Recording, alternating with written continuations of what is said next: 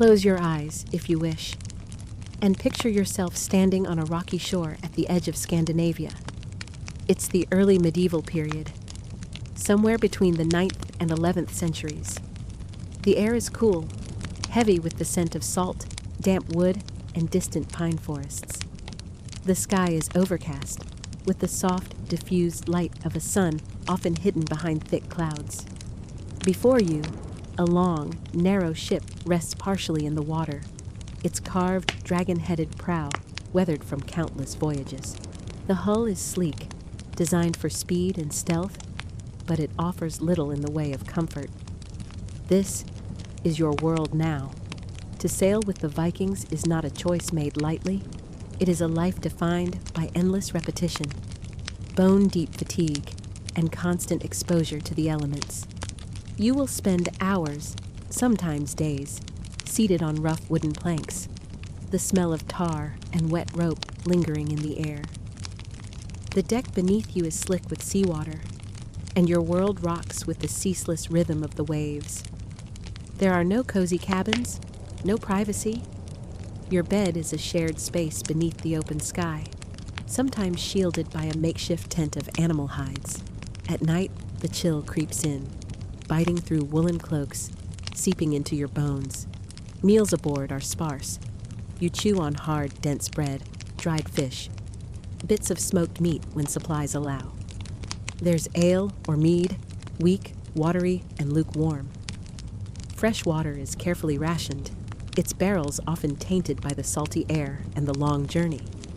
Hunger is constant, a quiet, gnawing reminder of how far from home you are. The smell aboard the ship is particular, a mingling of wet wood, salt, unwashed bodies, the faint, lingering odor of fish scales and smoke from fires long extinguished. It clings to the wool of your tunic, the thick leather of your boots, your very skin. When the wind fails, you row. The oars are heavy, splintered with use, your hands blistered and raw. The rhythm is hypnotic. The dip of the oar, the pull through water, the splash again and again. A slow, steady beat that stretches endlessly into the horizon. Occasionally, a distant shoreline appears, jagged cliffs, dense forests, or unfamiliar settlements. But for the most part, it is simply gray sky above, rolling sea below, and the quiet muttering of your fellow sailors, speaking in low, tired tones. Not every voyage is peaceful. Some ships, like yours, sail with purpose, to raid, to trade, to settle. The weapons aboard are simple but effective: axes, spears, round shields stacked neatly along the sides of the ship.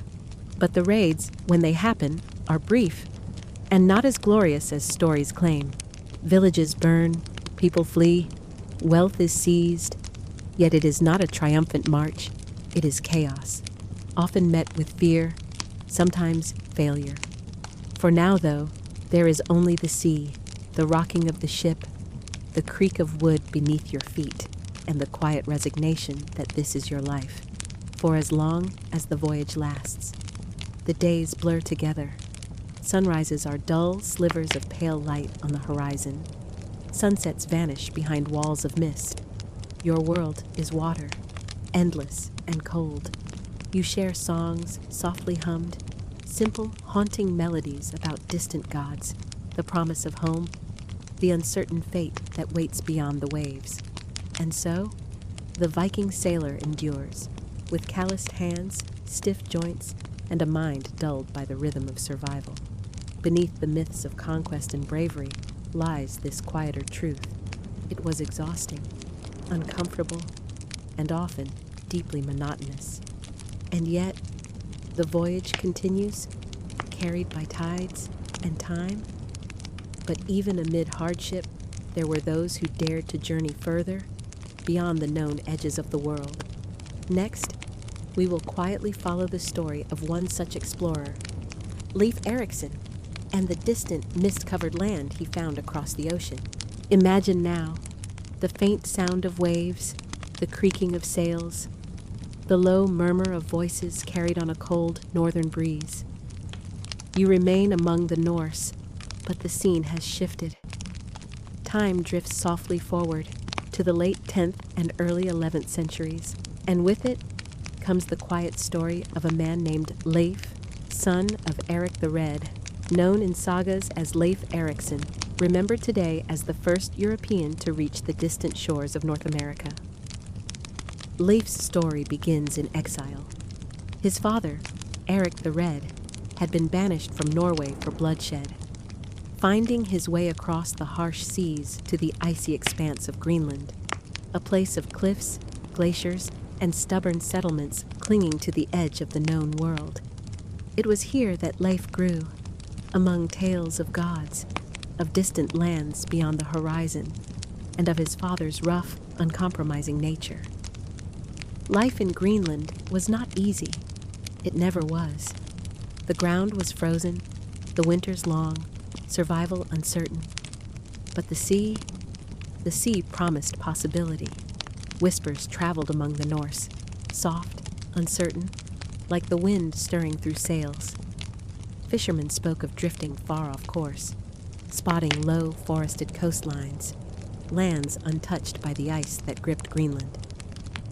One of these wanderers, a merchant named Bjarni Herjolfsson, claimed to have glimpsed such a place, but had never set foot upon it.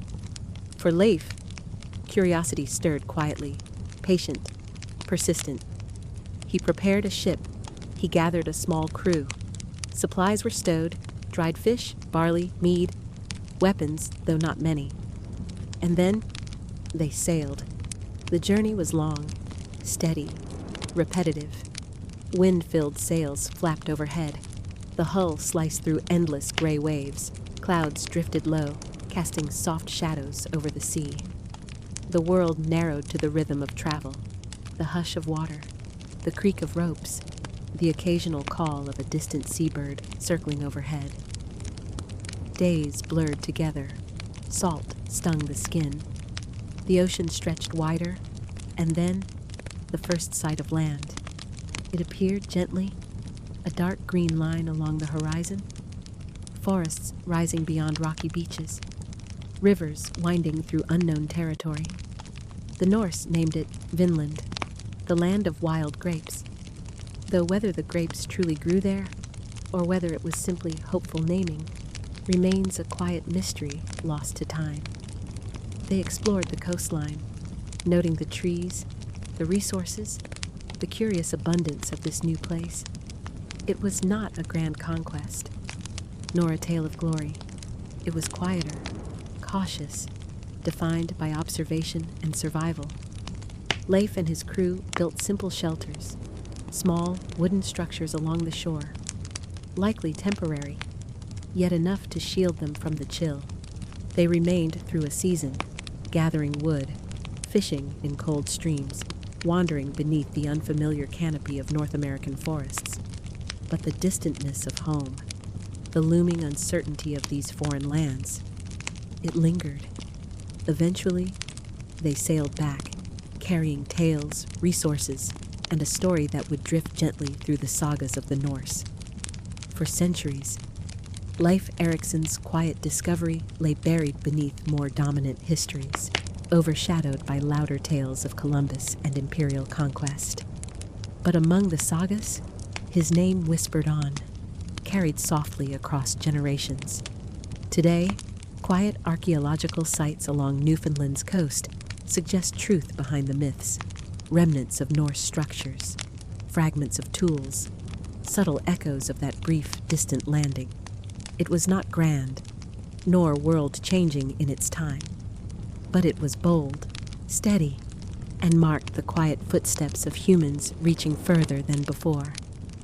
From Leif's cautious exploration, we now drift gently toward another mystery of the Norse, a burial unlike any other, preserved beneath the earth, waiting silently to reveal its secrets.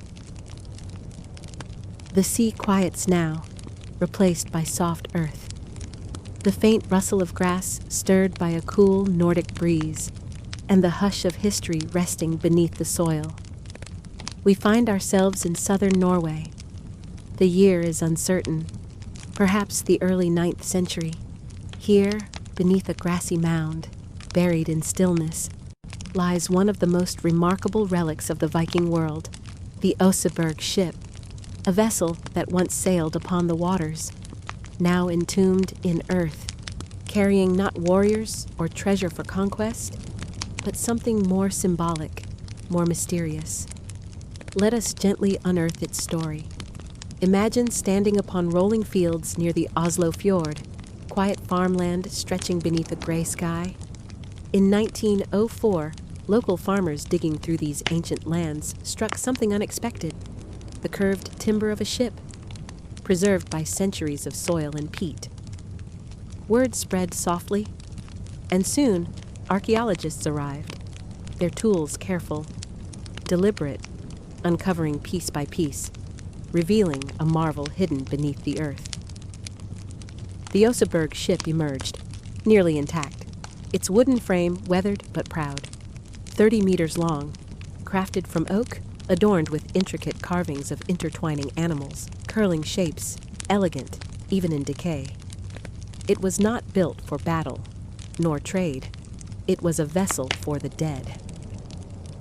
Inside the ship's hull, archaeologists discovered remnants of a funeral unlike any other.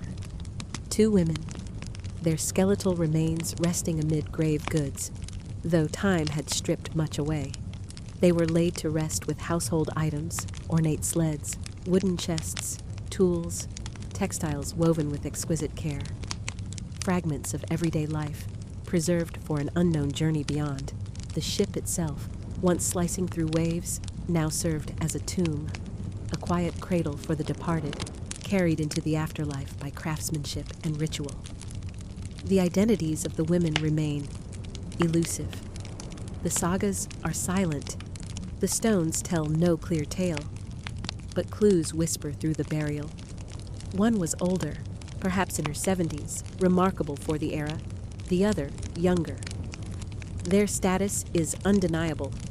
Few could command such an elaborate resting place. Some suggest they were noblewomen, perhaps priestesses, or revered figures within Viking society. But history often prefers to keep its secrets buried. Beyond the human remains, the ship itself speaks softly of the Norse people's skill. Every timber carved with patterns, sinuous dragons, entwining beasts, delicate scrollwork curling like waves frozen in wood. Even in death, craftsmanship endured. Imagine running your fingers along the smooth curves, the scent of ancient oak, the faint impressions left by those long gone. It is artistry not for battle, but for legacy. Today, the Oseberg ship rests within a museum, preserved beneath soft lighting, a silent monument to lives lived, lost, and remembered. Its burial reveals not only death, but glimpses of daily life, tools, fabrics, carvings. It reminds us the Norse were not merely raiders, but builders, artists, caretakers of tradition and ritual. And beneath the soil, time folds gently upon itself, keeping whispers of their world intact. From the humble sailor's struggle upon restless seas to the quiet mystery of a ship entombed with its passengers, we drift now toward another side of Viking life. Not the hardships, nor the uncertainty, but the controlled, structured existence of those at the peak of their society, the Jarls, the nobility. Let us now leave behind the cold decks of longships and the silence of ancient tombs. We turn instead toward firelit halls, thick woolen cloaks, polished drinking horns raised beneath timbered ceilings. This is the world of the Viking elite, the Jarls. To live as a Jarl was to exist at the top of a society both fierce and highly organized, a life marked by power, responsibility, and ritual. But it was not always a life of ease. Picture yourself now, not as a weary rower or silent builder, but as a noble of the north. The morning begins in a great hall, long and dark, yet warm from the smoldering hearth at its center. The walls are wooden, adorned with shields and tapestries, soft with the scent of smoke, leather, and freshly baked bread. Servants stir quietly in the corners, preparing the day's duties. You rise early, wrapped in heavy furs, your boots lined with wool. Your meals are richer than most: boiled meats, thick porridge, strong ale, but they are simple by modern standards, and vary little with the seasons. Each day carries structure. You hear disputes among farmers, resolve conflicts over land and livestock, oversee trade shipments, sometimes send word to distant allies. The Jarl was both ruler and judge, war leader and host. The power was local, but respected. It did not rest on pageantry, but on land, loyalty, and reputation. Feasting was essential, not just for celebration, but for politics. In the evening, guests fill the hall, long wooden tables lined with rough benches. Food is passed along carved trenchers. Drink flows freely. Skalds, Norse poets, recite old tales of gods and ancestors. Their voices calm, rhythmic, shaped for memory. There is music too, stringed lyres and soft drums, never overwhelming. More a backdrop to the steady hum of voices. And yet, this life of comfort sits atop a fragile order. A Jarl must maintain strength. Alliances shift with seasons. A rival may rise from the next fjord. Kinship matters, but so does caution. You wear your sword not for vanity, but necessity. It rests beside you at meals, just within reach. Outside the hall, your farmsteads stretch toward the tree line. Slaves, known as thralls, tend to the fields. Freemen trade wool, iron, salted fish. All of it flows toward your household. Your wealth is measured not in coin, but in control of people, land, and boats. Evenings are long in this part of the world. The sun hovers low, casting a golden light that lingers for hours in summer and vanishes entirely in winter. Inside the hall, candles flicker. Children drift to sleep on furs by the fire. And so your life continues. One part tradition, one part vigilance. To be a Jarl is to hold together the quiet rhythm of Norse society, to command loyalty, to offer protection, and to feast with purpose. Not all Viking lives were spent at sea. Some were shaped by the steady governance of villages, the soft weight of fur-lined robes, and the careful balance of power quietly maintained behind wooden walls. Theirs was not a history of noise, but of order, of repetition, and of enduring presence. And now, our journey through this colder, quieter world begins to dim. And so, our quiet voyage through the Viking world draws gently to a close.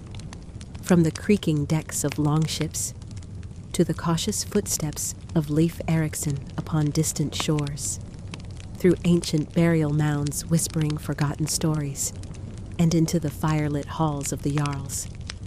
We have drifted across centuries, following not the grand tales of conquest or myth, but the softer rhythms of daily life, the repetition, the endurance, the quiet presence of people long gone.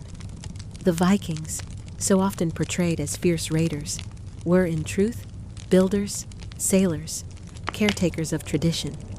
Their lives shaped by hardship, yes, but also by song, by ritual, by the steady pulse of survival. And now, as you rest, far from the cold seas, far from the hunger, the rowing, the uncertainty, you lie safe, still, warm. The past fades softly into the distance, carried away by tides, tucked beneath the soil, resting beneath the northern sky. There is no need to travel further tonight. Let your thoughts settle. Let your breathing slow. The longships are anchored. The hearth is quiet. History sleeps once more. And so may you. Good night.